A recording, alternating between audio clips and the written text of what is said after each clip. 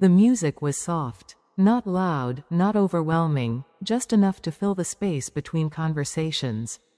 The kind of sound that was meant to make everything feel warm, complete, perfect.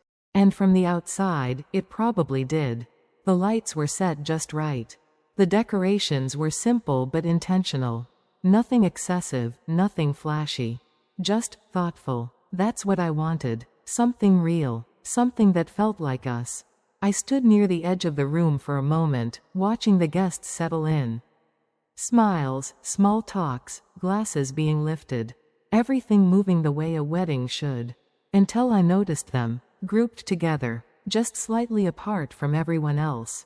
My family. They weren't blending in. They were observing. And that was the first sign.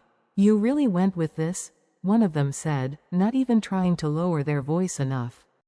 I didn't turn immediately. I didn't need to. I already knew the tone. "That's what we're doing," another added. "This is the setup?" A quiet laugh followed, not loud enough to draw attention, but loud enough for me to hear. I took a slow breath and stepped closer, not hiding the fact that I had heard everything. "If you have something to say," I said calmly, "you can say it to me." They looked at me, surprised, but only for a second.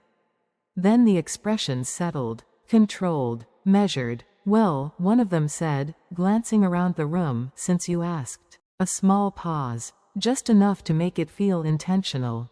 "This is embarrassing." The word landed clean, not emotional, not angry, just dismissive. A few others nodded slightly. Not aggressively, just enough to agree without fully committing. I stood there, letting it sit. "Embarrassing?" I repeated. "Look around," they said. "This doesn't look like a wedding. It looks like you tried to put something together last minute." Another quiet laugh. "This is supposed to be one of the most important days of your life," someone added. "And this is what you chose?" I didn't respond right away. Because I wasn't reacting to the words. I was listening to what was behind them. Expectation, image, comparison. They weren't seeing the moment. They were measuring it, and it didn't meet their standard. "You could have at least made it look presentable," one of them continued.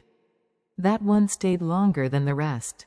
Presentable, like it wasn't already, like it needed to meet a certain level to be accepted. I looked around the room. At the guests who were smiling.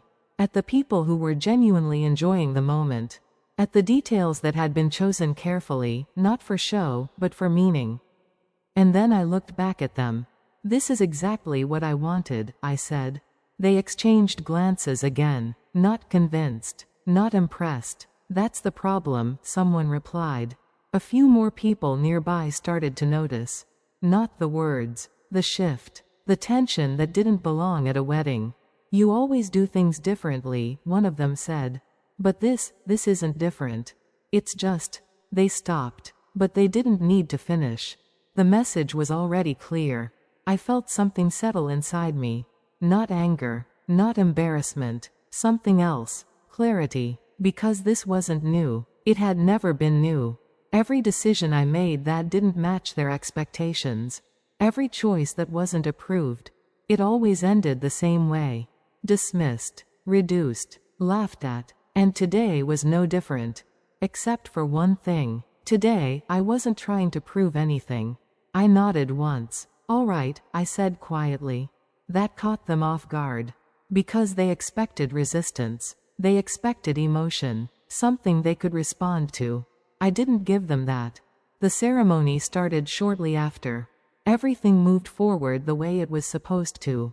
The music, the vows, the quiet moments that actually mattered. And through all of it, their words stayed in the background. Not overpowering, not distracting, just present, like something waiting to be addressed. But I didn't address it. Not then. Because timing matters, and I wasn't done yet. The reception began as the sun started to set. Lights grew warmer, conversations louder, the room more relaxed. From the outside, everything looked perfect again. But I knew what was sitting underneath it. The comments, the judgment, the quiet agreement that this wasn't good enough. And that's when it happened again.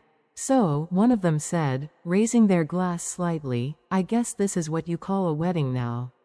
A few people laughed. This time, louder. More confident. Because now they thought the tone was set. Now they thought it was acceptable. It's unique, someone added. That's one way to say it, another replied. More laughter. And just like that, the moment returned. Public. Clear. Intentional. I stood there, holding my glass, listening. Not reacting. Not interrupting. Because this time, I wanted them to keep going. To say everything they needed to say. To show everyone exactly what they believed. You should have let us help, one of them continued. We would have made sure this didn't turn out like this. Like this. I almost smiled. Because they still didn't understand. They thought this was a mistake. A failure. Something that needed fixing. They had no idea. I took a slow sip of my drink and set the glass down gently. Still calm. Still steady. Still silent. Because the truth wasn't something I needed to defend. It was something I needed to reveal.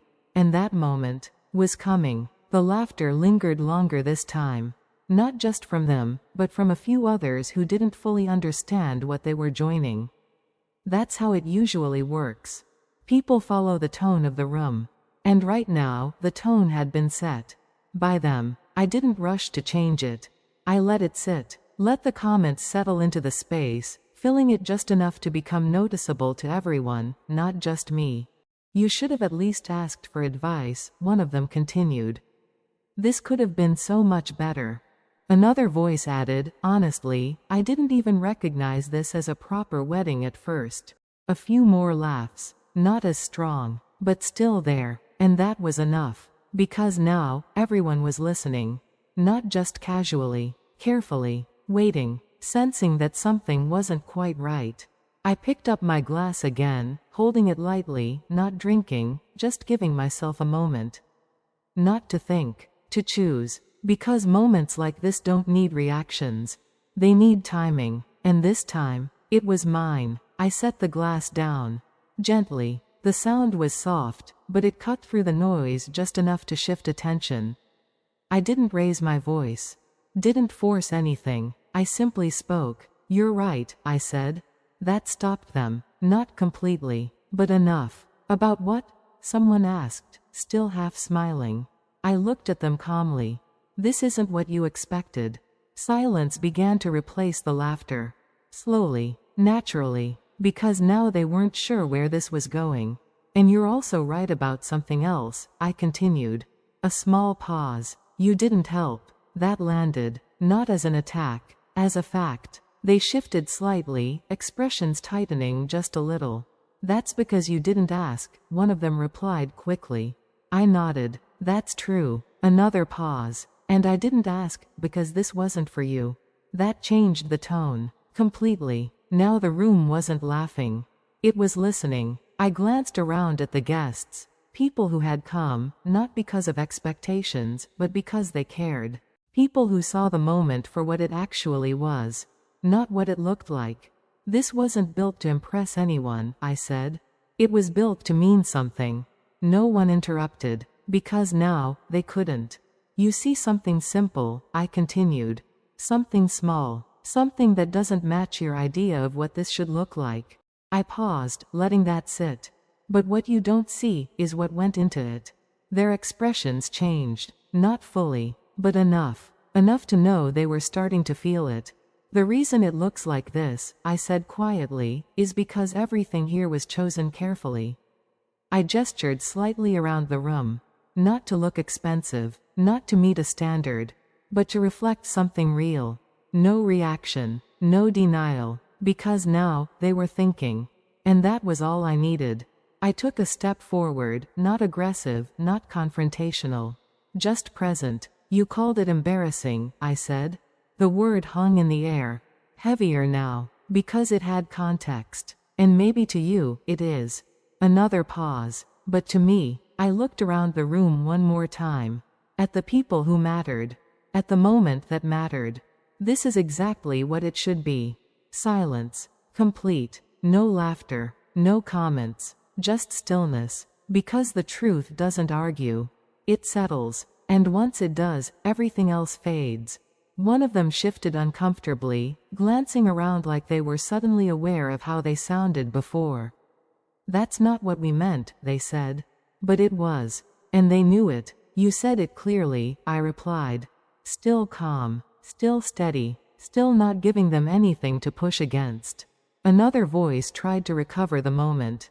"We were just trying to help." I nodded slightly. "I know. And that was the difference." Because I did know. I understood exactly where they were coming from. But understanding something doesn't mean accepting it. I picked up my glass again. Not as a shield, not as a gesture, just naturally. "Let's not turn this into something it doesn't need to be," I said. That surprised them, because they expected confrontation, closure through conflict. Instead, I gave them something else. Finality without noise. The room slowly began to move again. Conversations resumed, but the tone had changed. Completely. Because now everyone had seen it. Not just the comments, but the contrast. Between judgment and clarity. Between expectation and meaning. Between noise and truth. And they felt it. That quiet shift. The one that doesn't need to be explained. I stepped back, letting the moment settle where it needed to. Not chasing it, not holding onto it, just letting it exist. Because that was enough. More than enough. I didn't need them to apologize. Didn't need them to understand. Didn't need them to agree. Because the moment had already done what it needed to do. It had revealed everything. And as the night continued, they didn't say anything else.